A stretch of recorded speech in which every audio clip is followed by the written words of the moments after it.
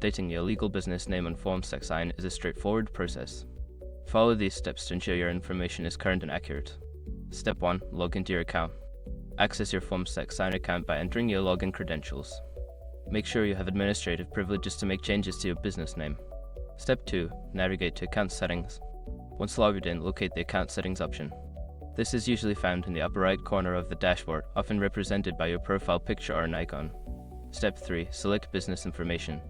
In the Account Settings menu, find the section labeled Business Information or Company Details. Click on this option to view your current business name and other related information. Step 4. Update your business name. In the Business Information section, find the field for your legal business name. Enter the new name you wish to use, ensuring it is spelled correctly and formatted as required. Step 5. Save changes. After updating your business name, look for a Save or Update button at the bottom of the page.